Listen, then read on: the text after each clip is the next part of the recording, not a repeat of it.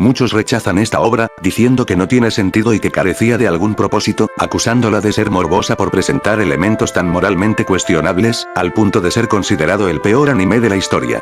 Por esa misma razón, mucha gente decide ver School Days solo por el final. Alguna, decide solo ver el desenlace. Y otra, decide no darle siquiera la más mínima oportunidad. Sin embargo, desde hace ya algunos años, muchos creadores de contenido, incluyendo su servidor, han intentado rebatir esa idea bajo la premisa de que School Days es una obra realista cuya intención va sobre las consecuencias de tener un harem, y de hecho, concluyendo que la razón del por qué es tan odiada es por ese mismo contexto. O sea, mostrarles a las personas la cruda realidad de un concepto tan idealizado como lo es el amor.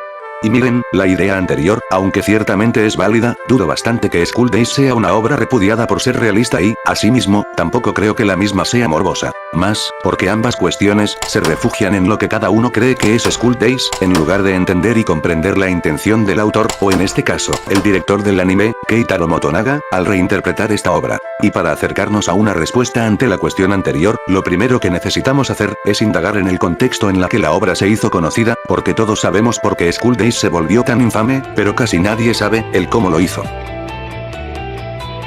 Recordemos que, en principio, School Days es una novela visual, lanzada en 2005, famosa por contener múltiples finales que, dependiendo de las decisiones del videojugador, la mayoría terminan en tragedia. Y para el momento en el que el anime se estrenó, con solo 2 años de diferencia, de hecho ya tenía una base de fans bastante real, lo que se sustenta, si echamos un vistazo a la reputación que tiene el director de la serie, de nombre Keitaro Motonaga, considerado por algunos, como uno de los peores directores del medio del anime en tiempos modernos, por presuntamente adaptar mal muchas obras, por lo diferentes que suelen ser en respecto al material original. Esto, porque tal y como el director mismo ha admitido, no revisa el material original de lo que adaptará a profundidad, solamente teniendo pequeñas referencias de lo más importante. Esto es relevante porque en su día, más que por su contenido o algo similar, la mayor queja era sobre la carencia de muchos de los elementos del juego, y de los pocos que sí tiene, no los muestra explícitamente. Y no creo que tenga que gastar tiempo explicando el cómo se pone la gente, si una adaptación cambia el más mínimo detalle. El final del anime, por la única razón del por qué la mayoría lo miró, genuinamente fue algo que asombró a la audiencia en su momento, más, tampoco para decir que provocó una estimación negativa sobre la obra, y no fue hasta años después, principalmente por el morbo que causaba, y de hecho sigue causando una situación como lo es un asesinato, donde aparecería. De hecho, según estuve indagando, al introducir la entrada de My Anime List de la serie en la Wayback Machine, hacia la fecha más antigua de su conservación, o sea, a fines del 2008, me di cuenta que su calificación era mucho más alta de la que tiene actualmente, y bajó de manera drástica cerca de mediados de los 2010. Lo que es lógico considerando que fue en esa época, aquella cuando hacer desmotivaciones con imágenes de anime era el pan de cada día, donde la obra empezó a ser más criticada por exageraciones morales por su contenido, acusándola de promover un mal mensaje por usuarios que, en su tiempo, cuyo criterio cuestionable era considerado palabra santa. Sé que usar mal como fuente de referencia puede ser cuestionable, pero al menos no lo es en este caso, porque además de perder casi 2 números en su nota desde entonces, su contexto es desde la perspectiva de un público más casual y joven, uno que ni siquiera sabía la existencia de su material original, prácticamente morros de la misma edad de los personajes que, como primera impresión sobre el anime, eran justamente las críticas que estos usuarios hacían. Es el mismo caso que tienen obras como Toradora o Sao, todos sabemos lo que la gente suele decir de ellas, y tenemos esos argumentos como primer prejuicio, e incluso los decimos cuando ni siquiera las hemos visto. Esto igualmente es relevante, porque desmiente la creencia de que la obra empezó a ser infame desde que se estrenó su final, cuando en realidad, el detonante fue el morbo de la gente. Se sabe que el morbo, en personas que conscientemente saben de lo que verán, es ocasionado por estímulos neutros por una atracción a algo que nos parece enigmático, incentivándonos a explorar algo que, en primer lugar, parece inusual en su contexto. En principio no es algo necesariamente malo, ya que es parte de la curiosidad humana, y hasta podemos sacarle algún tipo de valor, al poder comprender algo que quizás sea más complejo de lo que parece. Pero lo negativo, y de hecho el responsable de la reputación que se ganó este anime, es cuando ese valor no existe, y a la hora de ver una serie como esta, más que intentar comprender su trasfondo e intención, ignoras muchos de esos detalles tan cruciales, por la ansiedad que provoca mirar lo que tanto te genera morbo, haciendo que no asimiles el contexto del anime hasta muy tarde, cuando los actos malos de los personajes empiezan a relucir. De hecho, sus 2 OVAs, que apenas si guardan la más mínima relación al anime, tenían una calificación más alta de la que tienen actualmente, así que, ¿por qué? ¿Por qué tendrían la misma e incluso una nota más baja, cuando ni siquiera tienen lo que la gente llama turbio? Quizá sea porque tengan su nombre, porque dudo mucho que las hayan visto. El tema del morbo igualmente es importante, porque una de las quejas más recurrentes en respecto al anime, es que este tiene un inicio bastante pesado y lento. A diferencia de otras obras, como Monogatari, que gracias a sus toneladas de texto hacían que su estructura fuera ciertamente pesada, provocando que la primera vez que miras la serie, te tengas que acostumbrar a ella. No es hasta la segunda, donde empiezas a notar muchos de los buenos detalles y recursos que tiene el anime, comprendiendo sus elementos que alguna vez te parecieron malos. School Days, muy por el contrario, su estructura es bastante fácil de digerir, solamente que, como la mayoría la miró por morbo con la idea de que promovía un mal mensaje, hace que el inicio donde justamente te introducen a los personajes, te parezca tan cagante, porque no es lo que a ti te interesa en primer lugar. Miren, sobre todas las cosas que rodean a School Days, hay una externa al anime que, inevitablemente, alimenta más tanto al morbo de las personas, así como el criterio de quienes la alaban, y de aquellos que la detestan. Y me refiero al eterno y absurdo debate, sobre quién puta madre es el culpable, que si es fulanito o menganito, un cuestionamiento que, la misma obra, ni da las suficientes herramientas para que, en primer lugar, pueda ser siquiera tratado. Pero, mejor vayamos por puntos, que así todo mezclado no se entenderá ni mierda. Una de las cosas que la gente debe de tener bastante clara, es que al momento de mirar una obra, sea del medio que sea, es la diferencia entre el concepto de trama y tema. La primera es la temática general de la obra, y la segunda, el concepto y los recursos de la misma para expresar su intención, lo que le quiere contar al espectador. Para dejarlo claro, está el peculiar caso de Wakamote. La trama de este anime es de una chica que quiere ser popular fracasando en cada oportunidad, mientras que el tema del mismo es sobre el cómo idealiza algo como la fama, y el cómo la realidad le hace entrar en razón de que sus creencias, que son producto por su fanatismo de una cultura urbana, son solo una fantasía, utilizando recursos como la ansiedad social para hacerla entrar en rigor, cuando una situación resulta ser diferente a lo que ella tenía en mente. Y ahí parte el problema, la gente cree que el recurso anterior es el concepto de Wakamote, le atribuyen a la obra una falsa profundidad sobre la ansiedad social, solo porque la usa como núcleo en algunos momentos, pero ni la explora ni lo querrá hacer, porque no es un tema central de la serie, es simplemente una herramienta más. Ergo, no hay exposición ni profundización de la misma. School Days básicamente sigue el mismo ejemplo, mucha gente le atribuye de hablar de cosas como la violación, la infidelidad, la traición, e incluso el embarazo juvenil, todo lo anterior en realidad solo los usa como recursos, más no son temas que el anime vaya a explorar. No por morbosa, sino porque su mensaje lo expresa a través de un efecto bola de nieve, provocado por una falsa dicotomía que caracterizan a todos los personajes. Con falsa dicotomía, me refiero al escenario en el que un individuo sufre de una problemática real, con diferentes soluciones, pero que, por una u otra razón, su perspectiva crea que solo hay una de dos. No es que una cosa lleve a la otra, sino que se alimentan mutuamente. Esa es la idea principal de la serie. Y por lo mismo, la gente que victimiza a Kotonoha, que dice que Makoto merecía morir, y que cree que la obra promueve un mal mensaje por su falta de moral, es tan idiota, porque ni intentan comprender su escenario. Y aquella que debate sobre quién es el culpable también lo es, al ser lógicamente imposible hacerlo porque el escenario de la obra, que es una falsa dicotomía, lo impide en primer lugar. Escenario que no observa matices o diferentes perspectivas, más allá de gente buena y gente mala, yo decido quién vive y quién muere, y por ende, no aspira a formar tal debate en primer lugar. Es como debatir sobre si Light Yagami de Death Note tenía razón, cuando la obra misma te muestra que su ideal está totalmente errado. Atribuirle una falsa profundidad o tacharla de morbosa, por la simple aparición de recursos tan fuertes, es increíblemente estúpido, porque aplaudirle o exigirle una exposición a la obra en algo que, en primer lugar, ni siquiera busca ni es el foco en su intención, es imponer nuestra creencia en ella.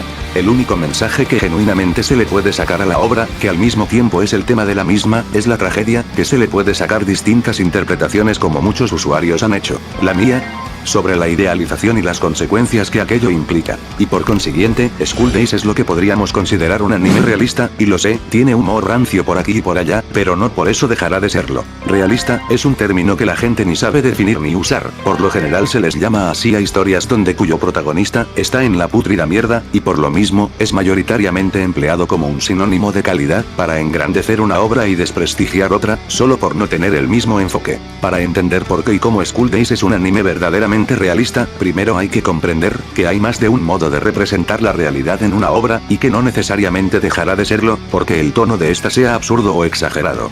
un anime que retrate la búsqueda del protagonista de un propósito, y que lo logra a costa de una tragedia que, posteriormente, lo hace sentir culpable e insuficiente, un sentimiento que todos podríamos sentir, atravesando un conflicto que todos podríamos pasar. Será igual de realista que una obra represente los problemas internos de las personas, a través de un elemento fantasioso como lo serían los fantasmas, y notar que muchas cosas que creemos conocer de alguien, son más complejas de lo que parecen. Ergo, el realismo en una obra es representar algo de la realidad con sus elementos, sin importar si son fantasiosos o absurdos, siempre y cuando sean verosímiles en el contexto de esta, para poder expresar competentemente su mensaje al espectador. En School Days, el realismo es representado en sentimientos y actitudes que nosotros, en mayor o en menor medida, hemos tenido en relación al amor, lo queramos o no, más en aquella etapa de la adolescencia, con muchas emociones siendo más intensas todavía. O sea, tienen lógica. Vale, no serán racionales, pero deben de saber que razón y lógica no son lo mismo, y por consiguiente School Days cumple en su intención. Intención, que se ve reflejada en su estilo. Quienes dicen que la dirección de School Days es mala, es porque no saben realmente del tema, y no lo digo con afán de sonar arrogante, sino para entrar en contexto. La dirección de Motonaga es bastante sutil y hábil en su intención, no solo para recrear y sentir natural un ambiente escolar 2000ero, sino para hacer la transición entre la primera y segunda mitad del anime. Transición, que sabe expresar su intención sin decirnos mucho. ¿Quieres crear una inmersión basada en la melancolía? Bueno, entonces construyes un ambiente desolador, con la ayuda de los elementos del apartado técnico. Una paleta de colores lúgubre que expresa bien el tono de la obra, con una música caracterizada por tener una gran variedad de piezas, con distintas tonalidades acompañadas de una vocal que demuestra lo ásperas de sus letras de desamor. ¿Quieres que tus personajes denoten vacío y desilusión? Entonces usas los planos de cámara para evocar y fortalecer el sentimiento que se busca tener, sea pérdida, imponencia, melancolía, angustia, desesperación, con una interpretación vocal que refleja lo roto de estos, y valiéndote de otras ocasiones de los silencios, en escenas estáticas medianamente largas, para crear un ambiente abrumador y tenso. ¿Quieres reforzar una falsa dicotomía en tus personajes? Entonces pones paralelismos entre ellos en los momentos más dramáticos, para fortalecer dicha idea retórica. ¿Quieres hacer las tres cosas a la vez? Entonces creas secuencias que se vuelven icónicas en la obra, utilizando todo lo anterior a tu favor, y combinándolo con el peso narrativo de estas. Quiero decir, algo como las escenas de sexo se quedan como algo implícito, con la única excepción de la que presuntamente desencadena el último tramo de la serie, es decir, la más importante. Eso, es tener sutileza. Claro, como casi cualquier anime de su época, posee irregularidades en el dibujo, especialmente cuando los personajes giran la cabeza. Pero en el mismo caso de animes como Naruto o Haruhi Suzumiya, aunque posean dichos errores, sus respectivos apartados técnicos siguen estando bien cuidados, logrando construir una identidad propia para la obra. En School Days es esperable si es el mismo director de la basura de Data Life, cuyo único aspecto resaltable es la dirección. Razón del por qué la gente, aunque juzgue School Days como una obra aburrida, se quedan enganchados desde el inicio hasta el final, porque más allá del morbo de las personas de saber cómo terminará, la serie genuinamente sabe construir su escenario, darle una inmersión, y hacerte sentir cada momento, como algo bastante real. Me encanta, porque a diferencia de la mayoría de los animes, que explican con peras y manzanas las cosas, aquí permite que el espectador interprete las cosas por sí mismo. Pero aunque todo lo anterior contribuye a la idea, de que School Days es un anime realista, no es lo único ni lo más importante, porque durante sus 12 episodios, la serie mostrará diferentes perspectivas en sus personajes, que pertenecen a una misma realidad, o mejor dicho, distintas matices de lo que es la idealización, y si bien van más enfocadas a Makoto al ser el protagonista, no deja de lado a los demás en su entorno, lo que es lógico, porque todos de una manera u otra se relacionan con él. Muchos dirán que los personajes están mal escritos al ser arquetipos, y de hecho lo son, como el chico bueno, la tímida, la alegre rechazada, la estoica, la amiga de la infancia, o el amigo idiota, pero la gracia en animes como estos, que también sirve como medio para expresar su intención, es ver hasta qué punto son llevados, haciendo lo que se conoce como metacomentario. Agarrar un concepto tan quemado del medio, y expandirlo con matices diferentes a lo que se suele hacer con él. Taisuke Sawanaga, el amigo de Makoto caracterizado como un idiota, inconsciente tanto de los sentimientos como los límites de los demás, y que está enamorado de Kotonoha, y Hikari Kuroda, una amiga de seca y sociable pero chismosa y sermoneadora, que está enamorada del primer mencionado, son efectivamente arquetipos, y tampoco es que en la primera mitad sean tan importantes. Pero, en la segunda mitad, apoyados por el ambiente tóxico del anime sobre las relaciones, cometen actos impulsivos, como una manera de lidiar con un enamoramiento no correspondido. Hikari, pese a todas las indirectas que le ha hecho, cuando se da cuenta que Taisuke simplemente la ignora, se vuelve cada vez más insegura, contrastando con su personalidad fuerte del principio, haciendo que, en determinado momento, se acueste con Makoto. Para muchos esto no tiene ni coña de sentido, porque durante toda la serie, ambos no es que se llevasen de puta madre, pero tiene lógica dentro del contexto, porque Hikari al volverse más insegura en el último tramo de la serie, decide buscar consuelo en Makoto al notar que él estaba teniendo sexo como bestia, lo que es consecuencia no por un genuino interés romántico en él, como muchos lo hacen ver, sino a causa de su confusión y dolor emocional por no haber logrado tener algo con su crush.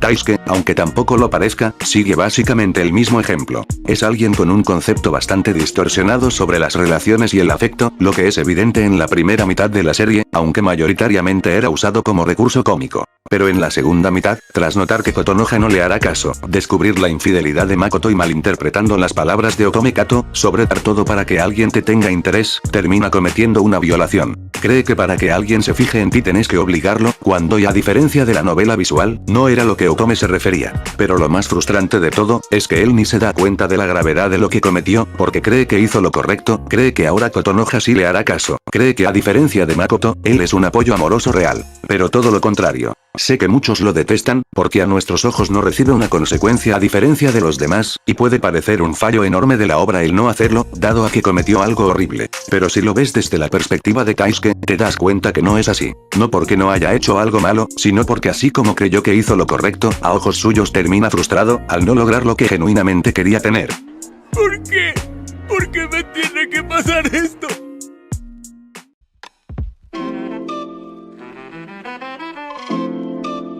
Otome Kato es un caso extraño, se podría decir que es la que orquesta el acoso hacia Kotonoha, dada a su caracterización de ser directa, diligente y fuerte, que la hace parecer bastante insensible, pero así como todos los demás tienen sus propias inseguridades, ella también tiene las suyas. De buenas a primeras, es importante recordar que ella ya conocía a Makoto desde antes, y tal y como lo describe, le tenía bastante estima dada a su amabilidad y encanto. Ahora, ese chico que tanto le gusta está saliendo con una chica que, para muchos en el entorno de la serie, la consideran como atractiva y destacada en su figura, lo que está ligado a la inseguridad y resentimiento de Otome, no solo por sus sentimientos hacia Makoto, sino también sobre cómo percibe su propio cuerpo en comparación. Una vez que Kotonoha le afirma que Makoto es su pareja, se manifiesta una negación de su parte para no creerlo. Ella cree que está mintiendo, cree que solo lo está seduciendo con su cuerpo, cree que está comparando su físico que, a sus propios ojos, la hace sentir insuficiente. Y por lo mismo, cree que sus razones para hostigarla están justificadas, sin aceptar el hecho que en el fondo, es una acomplejada. Pero no se queda simplemente en eso, expone una faceta genuinamente agradable, cuando está determinada de confesarle a Makoto sobre sus sentimientos, incluso, tener algo con él.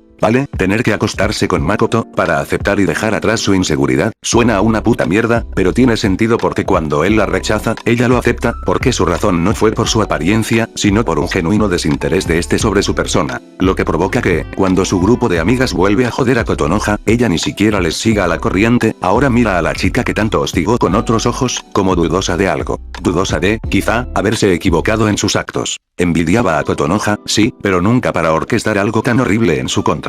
Cuando todos se enteran del posible embarazo de Sekai, ella va a su departamento quizá para ayudarlo, pero una vez que Makoto intenta quitarse toda la responsabilidad del acto, fue cuando vio lo que es realmente su forma de ser, se equivocó en lo que ella creía que era. Es alguien alejado de aquel chico que alguna vez se enamoró, y por consiguiente, dejando atrás esa nostálgica imagen que se había hecho de él, cavando sus recuerdos de un ayer, que nunca podrá ser.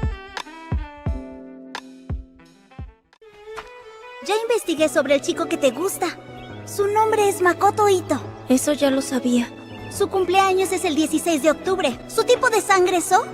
Basta, con eso es suficiente. Setsuna Kiyoura, la mejor amiga de Sekai, es el personaje mejor sutilmente introducido en la obra, dando la falsa impresión de ser irrelevante en la misma, dada a su caracterización estoica y su enorme carencia de diálogos, para luego deslumbrar que, de hecho, es mucho más importante de lo que creíamos. Para Setsuna, que conoce a Sekai desde un tiempo bastante significativo, su mejor amiga es la mismísima encarnación de la bondad, pureza e incluso inocencia, ignorando de por medio aspectos negativos de su persona, haciendo que desde esa perspectiva, construya una falsa dicotomía sobre cómo percibe a los demás, una bastante rígida. Para hacerla corta, o las considera buenas y debe de velar para protegerlas, como Sekai, o son peligrosas para estas y debe de prevenir su presencia, como Kotonoha. Esta tendencia de ver puros blancos y negros, que es la misma que usa la gente que irónicamente detesta este anime, limita la capacidad no solo de Setsuna, sino del resto de personajes, en notar las complejidades de los demás, del por qué actúan en una situación específica en cuestión, provocando que tomen decisiones precipitadas por puro prejuicio. Esto es producto de su sentido de autosacrificio, porque para ella, sus mismos deseos, su propio bienestar, e incluso su felicidad, son cosas sin casi nada de importancia en comparación a las de su mejor amiga, aun cuando ni siquiera le corresponde, como si sufriera algún complejo de salvador o de mártir, ambas son igual de válidas. Pero ahí va la cuestión, no es que Setsuna carezca de deseos, porque sí los tiene, pero los reprime, y por ende, se intenta engañar a sí misma con que su misión autoimpuesta, por así decirlo, de proteger a su amiga a diestra y siniestra, es lo que la define como persona, el sacrificio como demostración de su valor y utilidad, y el sufrir en silencio yace a su identidad. Pero claro, todos sabemos que si reprimimos nuestras emociones y deseos, sobre todo aquellos tan intensos como el amor, nos vamos a enfermar, tarde o temprano saldrán, no adecuadamente, he de aclarar.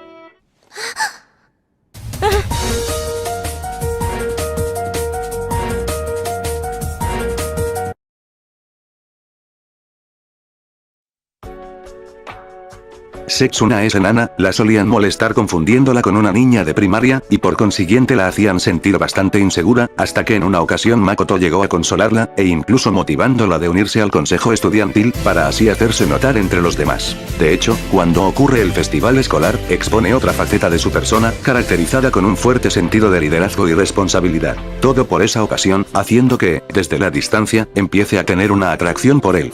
Sin embargo, a sus ojos, la existencia de Makoto es más una especie de amenaza que afecta directamente a la felicidad de Sekai, y por ende, asume una misión de supervisora constante hacia él, asegurándose de ser lo suficientemente bueno para proteger a su amiga, pero de manera indirecta, esta postura se sostiene por sus propios sentimientos reprimidos, como si quisiera ser vista y valorada por este. O sea, vive un conflicto interno que, usando como medio la falsa dicotomía de la obra, crea un dilema entre actuar según lo que dicte su código moral, o ser fiel a sus sentimientos. Tú has tomado con tus propias manos la flor que todos querían. Te equivocas.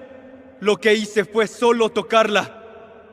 Lo hice para guardarlo en mi corazón. Para tener solo un dulce recuerdo.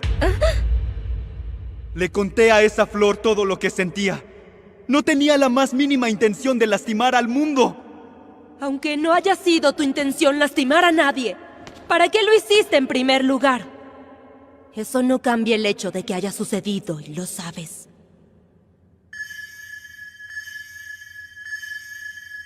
Yo...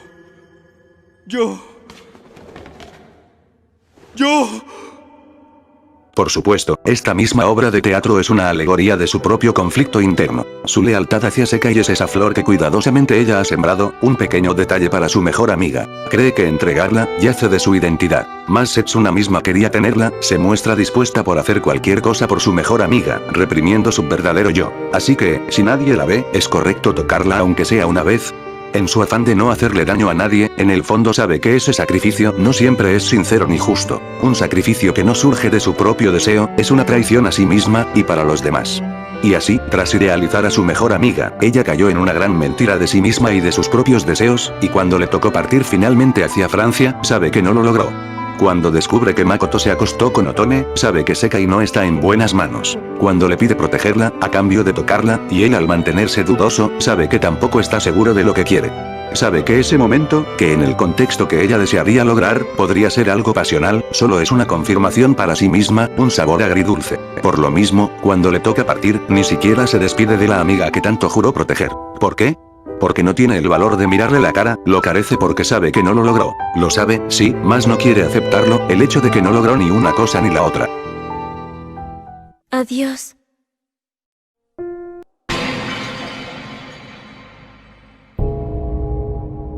A pesar de eso,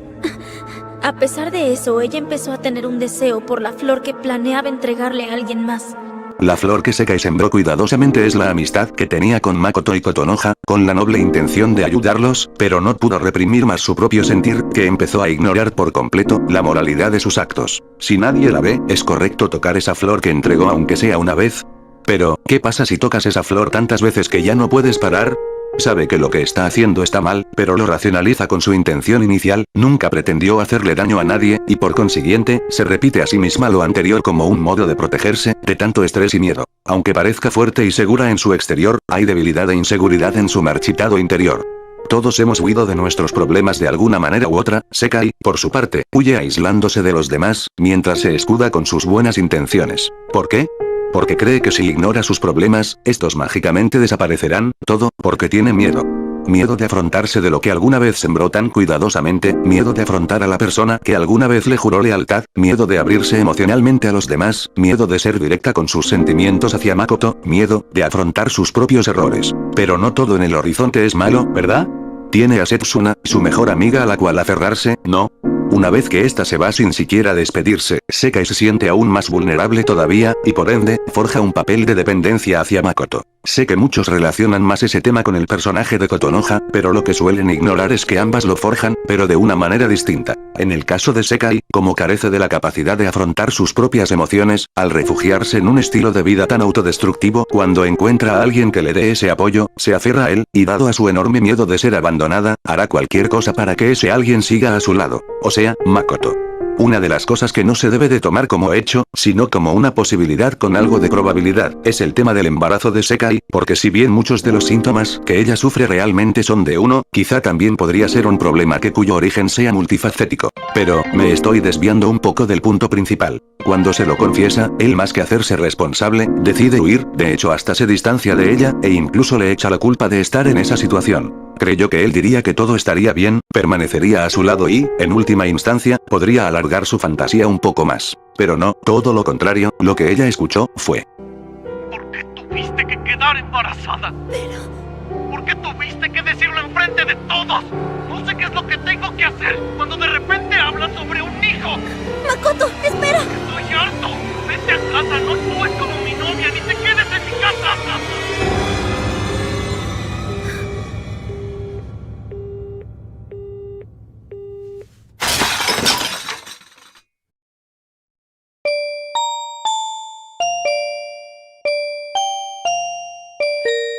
Su única validación como persona, Makoto, está a punto de esfumarse no solo al regresar con Kotonoha, sino también al dudar de la veracidad del embarazo, al solicitarle que se haga una revisión médica, lo que para ella, por una u otra razón, es el fin de todo. Así que, ¿qué hará para detener lo indetenible? Pues bueno. Cuando ella mira la comida que preparó la noche anterior, en la basura, recuerda ese trago amargo de haberse sentido abandonada. Por supuesto, la comida ya estaba echada a perder, pero a ella no le importa eso en ese momento, porque se siente traicionada. Se siente traicionada, no solo porque Makoto regresó con Kotonoha. Se siente traicionada, porque él duda de la veracidad, de la única razón que podría atarlo a ella. Como si al quitarle la vida, Sekai crea que lo tiene totalmente controlado, lo que nunca logró cuando él estaba vivo. En su mente, matarlo, puede tener tantas racionalizaciones para justificar su impulsivo acto. Quizá, para liberar toda la ira y el dolor que ella se ha sometido. Quizá, para hacer justicia por sí misma por haberla traicionado. Quizá, para romper esa dependencia que forjó hacia él, y así recuperar su dignidad. Quién sabe, pero es curioso que quienes dicen que Makoto merecía morir, ni siquiera les importa que la persona que lo mató, se arrepintió de hacerlo. Y no es para menos, porque entre todos los factores psicológicos que implica el cometer un asesinato, ella mató a la persona que, en primer lugar, quería tener a su lado. La jarilla del té, según lo que indagué, tiene un significado en Japón. La armonía, el respeto, la pureza y la tranquilidad son los principios fundamentales de la filosofía de Zen, una meditación originada en China, pero que también es muy popular en Japón, que es honrada en lo que es llamada la ceremonia del té. Principios que, Sekai, justamente carece para ese momento. A la gente podrá no importarle por qué fue una perra, como si una cosa justificara a la otra, pero da mucho que pensar, que de conocer a Sekai como una persona segura y alegre, a verla morir perdida, con miedo, pero por sobre todo petrificada, por su enorme temor de ser abandonada. Lo sabía. Sabía que todo era una mentira. No había nada dentro de tu vientre.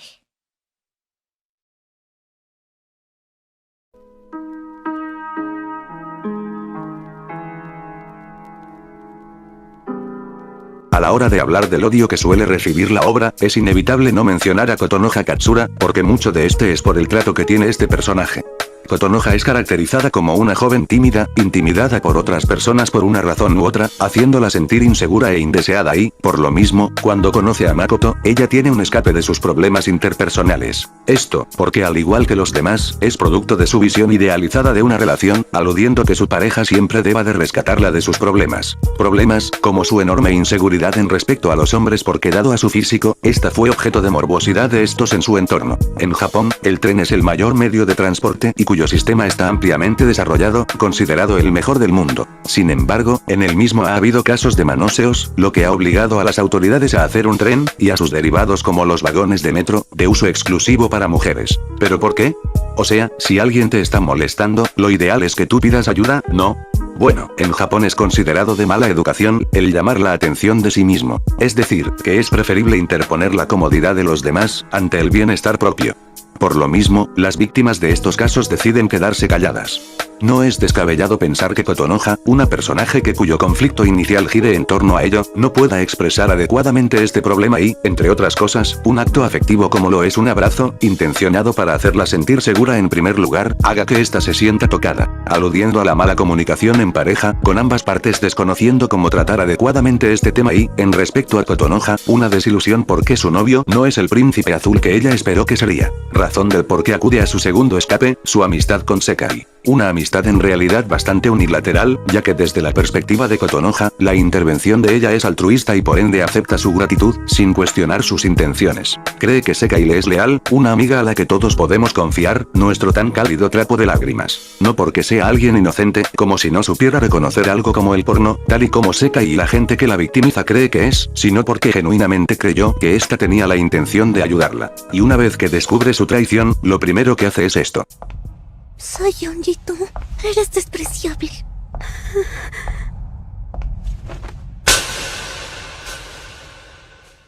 Sekai nunca le fue leal. Para Kotonoha, todos esos almuerzos juntos, esas llamadas en la noche, esa pequeña esperanza de ser querida y amada por primera vez en su vida, todo, solo fue un juego manipulativo disfrazado de altruismo, y por consiguiente, se siente sola, abandonada, sin apoyo. Pero entonces, ¿por qué se aferró a Makoto? O sea, si mandó al carajo a Sekai, ¿por qué no lo haría con aquel que se hacía llamar su pareja? Muchos toman esto como argumento para decir que la obra no es realista, pero piénsenlo por un momento. Por obviedad, lo racional es cortar lazos con él, pero regresando a la representación de la dependencia emocional, personas que son como Sekai o Kotonoha, poseen un gran temor de ser abandonadas, y por consiguiente, prefieren aferrarse con alguien aún si les hace daño, porque creen que estar solas es aún más miserable. Todo, porque ella misma, no se soporta.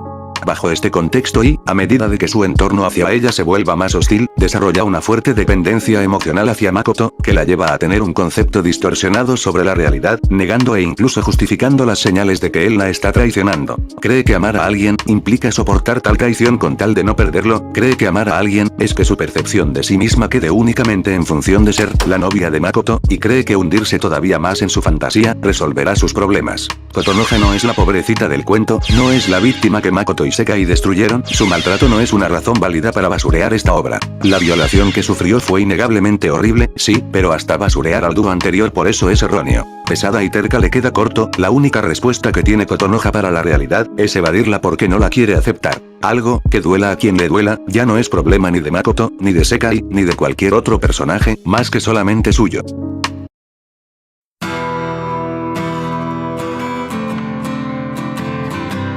Welcome to the NHK, anime del 2006 adaptación de su novela homónima, retrata la vida y los problemas que muchas personas tienen en el mundo, entre ellas, la condición de ser un hikikomori. El protagonista, Sato, se ve envuelto en una especie de contrato con Misaki Nakahara, una chica que jura y perjura salvarlo de su condición. En los 24 episodios que tiene la serie, Sato tiende a justificar todos sus actos con su condición de ser un hikikomori, desde ser un desconsiderado al no ser consciente que lastima a alguien por su accionar, hasta querer aprovecharse de los demás, con tal de que estos lo saquen de la problemática de turno. Todo, porque cree que son los demás, y especialmente Misaki, quienes deben de salvarlo a él, y que son ellos los responsables de sus problemas. Sato es una persona miserable, pero en el mismo caso que Kotonoha, no es un fallo de la obra porque ambos están caracterizados como tal, y demuestran lo que quieren contar sus respectivos autores. Si tú crees que Misaki es responsable de los errores de Sato, si crees que ella debe de salvarlo, e incluso, si crees que tus propios problemas desaparecerán, con tal de estar con el amor de tu vida, entonces, no has entendido nada de la obra.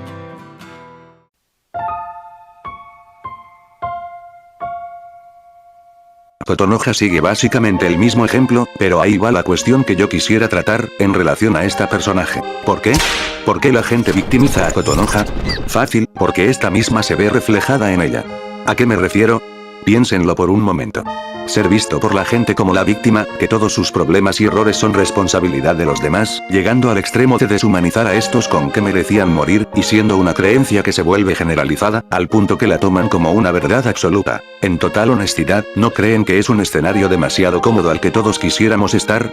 He notado que muchas de las personas que ven a Kotonoha como la víctima, es que se proyectan demasiado en ella, e imponen basado en un rencor lo que creen que no debió haber hecho, como el perdonar a Makoto, aludiendo a que ella debía vivir odiándolo, cuando eso empeoraría aún más su ya deteriorada salud mental. Estas personas, que tanto se indignan por el trato de Kotonoha, no tienen la intención de comprenderla, solamente le tienen lástima, porque ven su propia persona en ella. Sus vidas son tan miserables, que con tal de sentir algún tipo de consuelo, victimizan y se autoinsertan en un individuo ficticio que, en primer lugar, cuyo papel de víctima es tomado por un sector como la verdad absoluta, para evadir la responsabilidad de sus propias cagadas, porque no tienen el valor de reconocer que la personaje a la que tanto empatizan, es igual de cuestionable como el de todos los demás. La gente que tanto habla del pseudo mal mensaje que la obra promueve, ni les interesa realmente moralejas bonitas, solo utilizan este argumento para justificar algún rencor que le tengan a alguien más, ignorando que algo como una dependencia emocional, que puede proseguir a un acto tan multifacético como lo es el suicidio, que también deja consecuencias muy devastadoras para los afectados, tal y como lo muestra uno de los finales del material original, es muchísimo más complejo que solo condenar que la otra persona tiene la culpa. La empatía es como el agujero en el culo, todos la tenemos, solamente creemos que la nuestra está más limpia que la de los demás. Pero es normal, ¿saben? Los humanos siempre necesitamos echarle la culpa a algo o a alguien más, e incluso usamos a otras personas que sean aún más miserables que nosotros, para sentirnos mejor consigo mismos. Solo espero que ustedes no sean tan miserables, para hacer lo mismo algún día. Dicho y hecho, si aún crees que School Days promueve un mal mensaje, y si todavía piensas que todos los demás fueron los responsables de arruinarle la vida a Kotonoha, entonces, felicidades, eso habla más de ti como persona, que del anime como obra. Por fin estamos solos tú y yo, mi querido Makoto. Makoto Ito no es un mal personaje. Al principio, es caracterizado como un chico retraído, sin experiencia alguna en las relaciones, pero también impulsivo e inconsciente. Como todos los demás, él tiene un concepto idealizado de tener una pareja, en su caso, un escape de sus problemas a base de una relación que, y dicho por este mismo, como algo fácil. Y claro, sin contemplar lo suficiente el sentir de su pareja. Cuando Makoto y Kotonoha van al cine, se insinúa claramente que esta última quiere ver un film de horror. Makoto en cambio, y guiándose tanto por el consejo de Sekai, así por su propia creencia, terminan viendo una romántica. Usando la cuarta pared como medio, aquí la obra interactúa con el espectador, poniendo sobre la mesa un escenario donde este, de manera similar a Makoto, que asume los gustos de su pareja a base de un estereotipo, crea que Kotonoha como personaje es solo un cliché y ya, asumiendo rasgos de su personalidad partiendo de un arquetipo, cuando ni siquiera intenta comprenderla. Vamos, se supone que somos mejores que él. Al ser un joven inconsciente y que busca placer fugazmente, tiende a no darle el peso que se merecen a situaciones que, en primer lugar, impiden que sus deseos se cumplan, como es la inseguridad de Kotonoha en respecto a su cuerpo. Sin embargo, genuinamente también intentó comprenderla, porque dejando de lado sus deseos, quiso hacer que se sienta segura a su lado, abrazándola al ser un acto afectivo que se presta para eso, pero fracasa porque la chica está insegura de todo. Sekai lo responsabiliza y lo culpa de esto, como si fuera divino y tenga el total control sobre eso, lo que posteriormente hará que este se sienta como tal. No importa su intención, lo que haga, la culpa la tendrá él, incluso un simple accidente, le atribuye a eso. Volviendo al tema de los trenes exclusivos para mujeres, recientemente hubo una polémica en respecto al seiyuu Junji Majima. Este seiyuu había declarado que, estando en el transporte público, las mujeres alrededor suyo se alejaban de él, lo que lo hacía sentir mal y confundido. Obviamente, no tardó la gente en hacerle saber el historial de acoso sexual, con dos bandos apoyándolo y condenándolo. La problemática aquí es obvia, ninguna de las dos partes se está poniendo en los zapatos del otro. En el caso de Makoto, y sin afán de justificarlo, la gente suele culparlo de cosas que están más allá de su control. Pero eso lo dejaré para después, pero recuérdenlo, será muy importante. Entre que el chico no sepa exactamente el conflicto de la mina, ser inconsciente en respecto a esto por ir demasiado rápido, sentirse culpable de todo sin saber la razón, y que la comunicación de la pareja era para querer matarse, hace que él quiera un escape, de su primer escape. Escape que resultó ser Sekai, y sé que muchos atribuyen a su entrenamiento sexual, como la causa del despertar de los deseos sexuales de Makoto, pero dejemos un lado el sexo, ¿sí? Póngalo en comparación.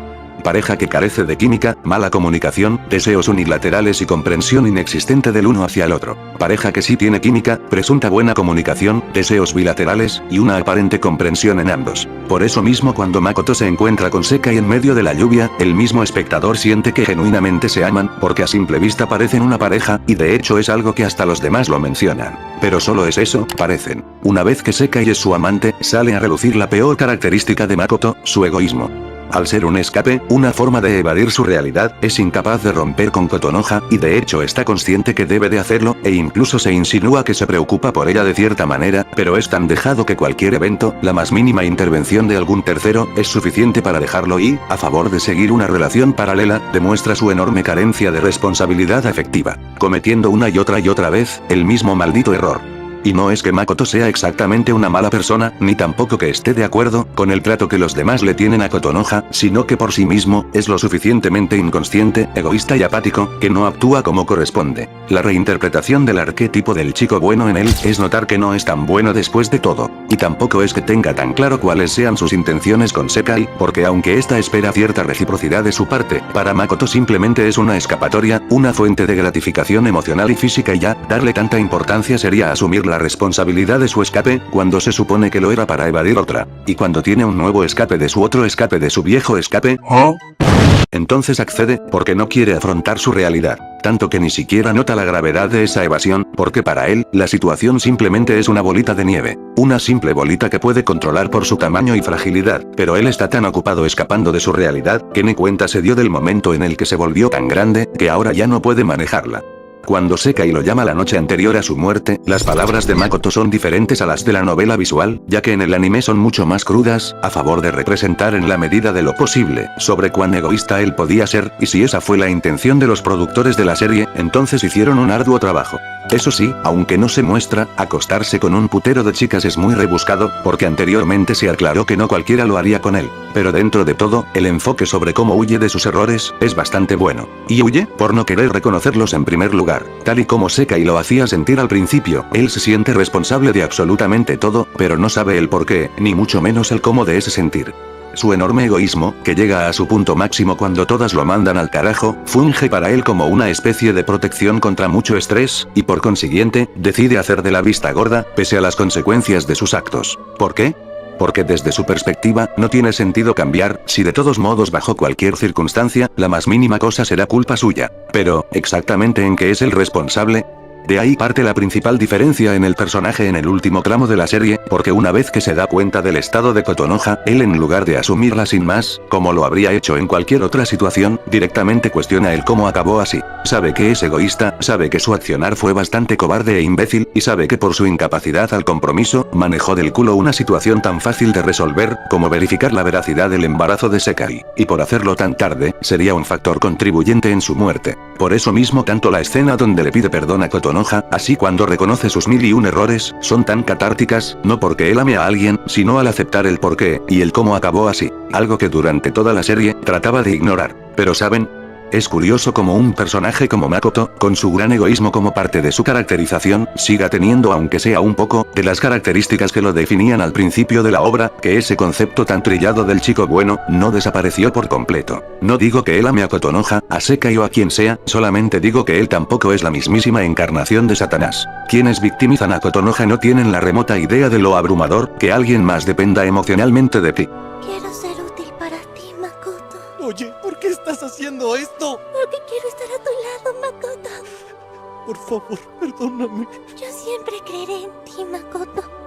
Ya, detente, por favor. Y eso es porque yo soy tu novia, Makoto. Basta, detente.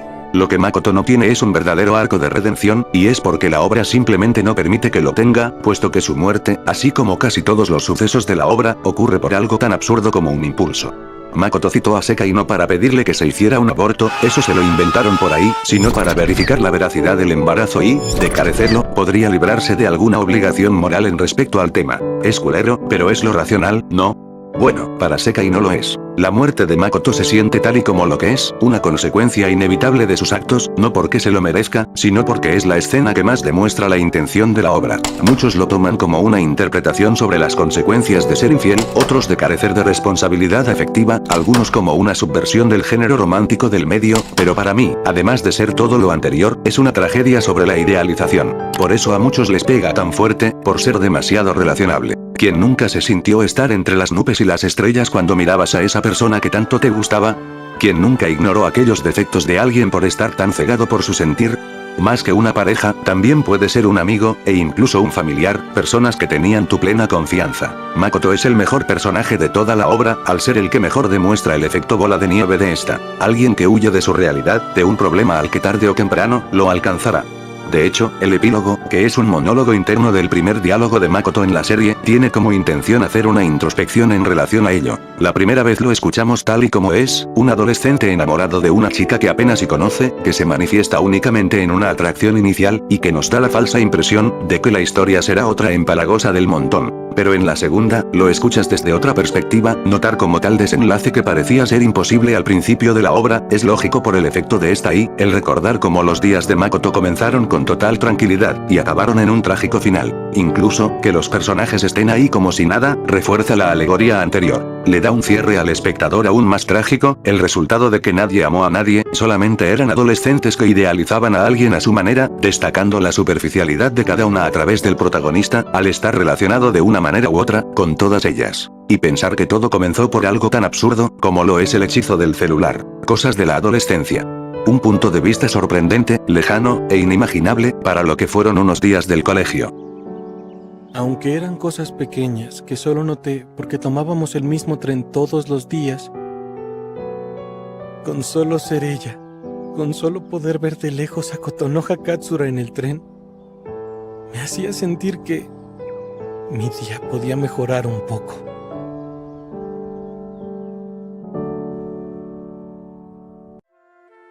Sin embargo, al final del día la pregunta es siempre la misma. ¿Por qué School Days termina de esa manera? Quizás sería más fácil de responder, si tan solo la obra, en lugar de usar sus elementos como un mero recurso, fueran profundizados como temas, y hacerle pensar al espectador sobre el tópico. Años atrás pensaba que si una obra ponía tantos elementos sobre la mesa, era para darles enfoque y profundización, no para que simplemente fueran usados para crear una situación, al parecerme un total despropósito. Si una obra no era lo que yo quería que fuera, si sus elementos no eran usados como yo creía que debían hacerlo, entonces para mí no valía nada, ignorando algo tan importante, como la intención del autor.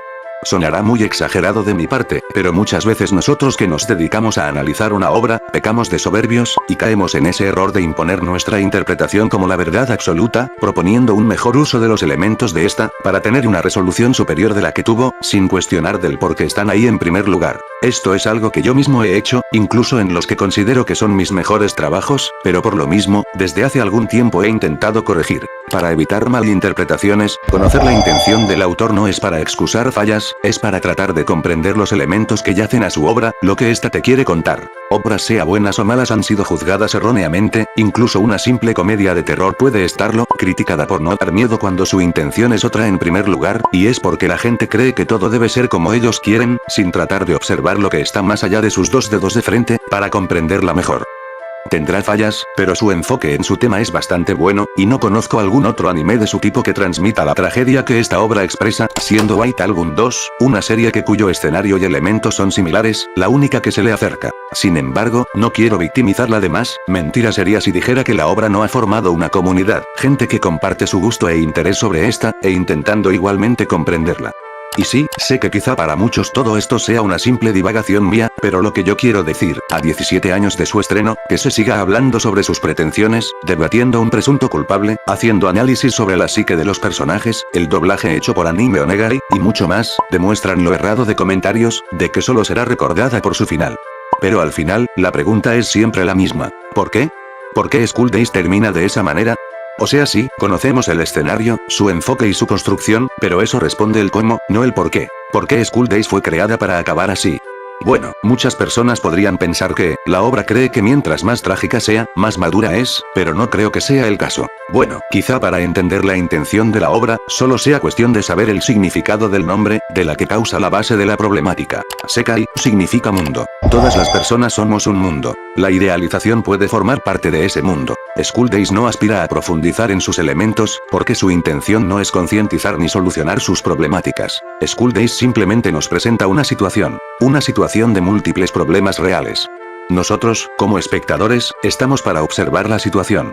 No para encontrar culpables ni víctimas, sino para sentir aunque sea un poco, de lo desesperados que se sienten los personajes, de su dolorosa realidad. Realidad que no quieren aceptar, porque cada uno de ellos es un mundo diferente. La razón del por qué Innocent Blue queda perfecto como opening, es porque habla precisamente de ello. La primera vez que te enamoraste, y la primera vez que te baitearon. Así de simple. Y el hecho que una obra cuyo nombre sea tan simple, lleve conceptos tan básicos y quemadísimos fuera de la norma, con un mensaje sutil pero de muy fácil entendimiento, para expresar lo amargo de su tragedia, me parece algo increíble, y de ser la razón de su existencia al dejar una huella imborrable en el medio, entonces, indiscutiblemente, lo logró.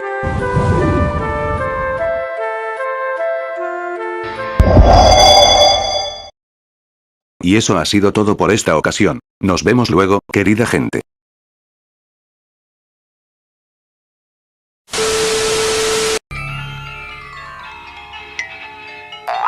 ¿Qué es esta tontería? Es increíble que haya pagado $6 por esto. ¡Shh! ¡Cállate! ¡Es la mejor parte! ¡Suficiente! Yo me voy. Este video es el peor montón de basura que haya visto. ¿Por qué insistes en que veamos tanta tontería? Soy el único que comprende la complejidad de esta ambiciosa obra maestra cinematográfica. ¡Esta película no es tonta! ¡Tú eres el tonto! ¡Ay, Billy! ¿Por qué tienes que tratarme así? Ahora sí podré disfrutarla a gusto.